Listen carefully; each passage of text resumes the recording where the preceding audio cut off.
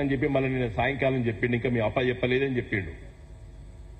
అందుకోసం కావాలి మన తెలంగాణ ప్రజల కోసం, తెలంగాణ సమస్యల కోసం ఇలా అవసరం ఉన్నది. ఇదివరకు మన ప్రభుత్వం ఉన్నప్పుడు, మన ఎమ్మెల్యేలు మంత్రులు ఉన్నప్పుడు మనకంత పెద్ద గొప్పగా ఆ రోజు అవసరం అనిపించలేదు. కానీ ఈ రోజు చాలా అవసరం ఉన్నది. మన పార్లమెంట్ సభ్యులు ఢిల్లీలో తెలంగాణ ప్రజల కోసం, ఇలా తెలంగాణ ప్రజల సంరక్షణ కోసం ఇలా కావాలి. చాలా విషయాలు ఈ కాంగ్రెస్ వాళ్ళు తెలంగాణ ఇచ్చినప్పుడు ఆంధ్రప్రదేశ్ రాష్ట్ర విభజన చట్టం రాసుకున్నారు. ఎయిమ్స్ మనకు పెట్టలేదు.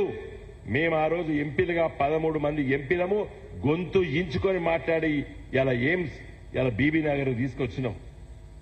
ఇలా నవోదయ విద్యాలయాలు సిగ్గుపడాల ఈ బీజేపీ ఎంపీలు నలుగురు, కిషన్ రెడ్డి గారు, బండి సంజయ్ గారు, అరవింద్ గారు, బాబురావు గారు.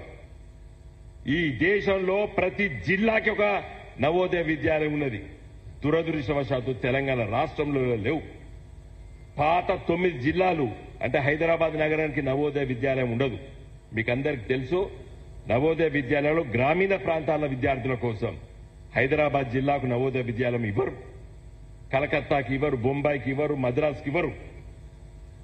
ఈ కొత్త గ్రామీణ జిల్లాలకే ఇస్తారు.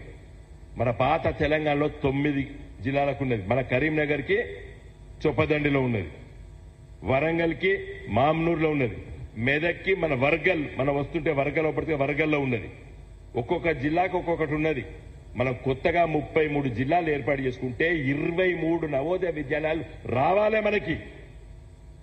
మరి 5 సంవత్సరాలు 5 నిమిషాలు కాదు 5 సెకండ్లు కూడా దాని మీద మాట్లాడలేదు ఈ ఎంపీలు. అందుకోసమే గులాబీ జెండా ఎంపీలు ఉండాలి.